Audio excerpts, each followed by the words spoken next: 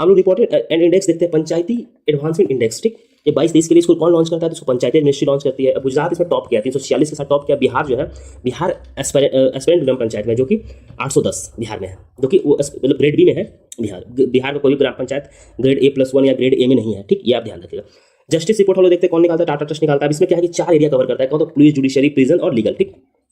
अब इसमें कुछ बातें बोला गया है, जिसमें बोला गया कि जो national per capita legal aid पे खर्च होता है कितना है, तो 6 रुपये पर एनम है। नेशनल पर कैपिटा प्रिजन पे कितना स्पेंड होता है, तो 57 रुपया है। नेशनल एवरेज प्रिजनर पे कितना होता है, तो 44,110 रुपया है। पर कैपिटा पुलिस पे कितना होता है, तो 1275 रुपया होता है। पर कैपिटा एक्सपेंडिचर जुडिशरी पे कितना होता है, तो 182 होता है। और बिहार में सबसे ज्यादा वुमेन स्टेट पुलिस है, ये बहुत इंपॉर्टेंट है, ध्यान रखिएगा। सबसे ज्यादा वुमेन अगर कहीं पुलिस में है तो बिहार में, और एक बहुत अच्छी पहल है। इनिशिएटिव जो ये इनिशिएटिव है इंडियन जस्टिस रिपोर्ट नहीं निकालती, कौन, टाटा ट्रस्ट निकालती है। आपको ये ध्यान रखना पड़ेगा, टाटा ट्रस्ट है। आपको टाटा ट्रस्ट का नाम पता होना चाहिए, पूछ देगा। State of social protection report कौन निकालती है, तो वर्ल्ड बैंक निकालती है। हायर एजुकेशन जो है, टाइम्स हायर एजुकेशन जो रैंकिंग जारी करता है टाइम्स मैगजीन, उसमें इंडियन इंस्टीट्यूट ऑफ बैंगलोर को 38 पोजीशन पे रखा गया, और ये भारत में टॉप रैंक पे है, ठीक।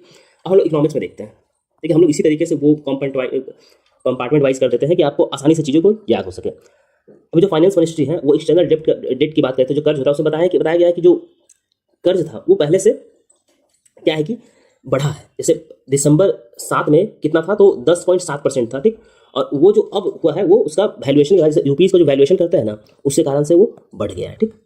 दिसंबर 2023 से बढ़ गया है, 2024 दिसंबर का देखते हैं तो 10.7% हो गया है। और ये कारण उन्होंने बताया कि रुपीज़ का वैल्यूएशन, जैसे मान लो रुपीज़ को हम लोग रुपीज़ को वैल्यू ज़्यादा मिल रहा है, तो हम लोग कैपेक्स देखते हैं। कैपिटल एक्सपेंडिचर सर्वे निकालती कौन है, तो एनएसओ निकालती, बहुत इंपॉर्टेंट है। और प्राइवेट सेक्टर का कैपेक्स जो है वो 66% से बढ़ा है, जो कि पहुंच गया कहाँ, तो 6.5 लाख करोड़, इंपॉर्टेंट है। ग्लोबल फाइनेंशियल रिपोर्ट कौन निकालता है, तो IMF निकालता है। बस आपको इतना याद रखना है। ग्लोबल ट्रेड आउटलुक रिपोर्ट कौन निकालता है, WTO निकालती है। टेक्नोलॉजी एंड इनोवेशन रिपोर्ट कौन निकालता है, तो UNCTAD निकालता है, जो कि AI को लेकर के बात कर रहा है, ठीक। पीरियोडिक सर्वे हम लोग देखते हैं, तो पीरियोडिक लेवल सर्वे कौन निकालता है, तो ministry of statistics and programme implementation निकालती है। इसमें बोला गया कि all India level force participation ratio कितना है ना, तो वो 56.2% है, जो कि चेंज नहीं हुआ, वहीं के वहीं अभी। वर्कर पॉपुलेशन रेशियो 53.5% बताया गया। अनएम्प्लॉयमेंट रेट 4.9% बताया गया। स्टार्टअप महाकुंभ 2025 एक इवेंट था जो कि न्यू दिल्ली में ऑर्गेनाइज किया गया था, स्टार्टअप को लेकर के सबसे बड़ा स्टार्टअप इवेंट था ये। तो startup India @2047 unfolding the Bharat story, ये इसका थीम था। वो थीम बहुत इंपॉर्टेंट है इसका। स्टार्टअप महाकुंभ 2025 का थीम क्या था, startup India 2047 unfolding Bharat story, it is very important, ठीक।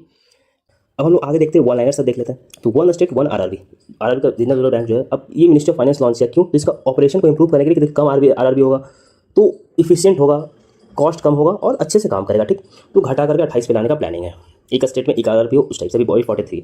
डिजिटल थ्रेट रिपोर्ट ये कौन निकालता है, ये निकालता है CERT, जो कंप्यूटर इमरजेंसी रिस्पांस टीम है, और मेटी के अंदर आती है, मिनिस्ट्री ऑफ इलेक्ट्रॉनिक के अंदर आती है, वो निकालती है। ग्लोबल अफेयर्स ये सब देखता है, कि साइबर सिक्योरिटी ये सबको देखता है। प्रवाह, अब देखिए प्रवाह का पहले तो आपको फुल फॉर्म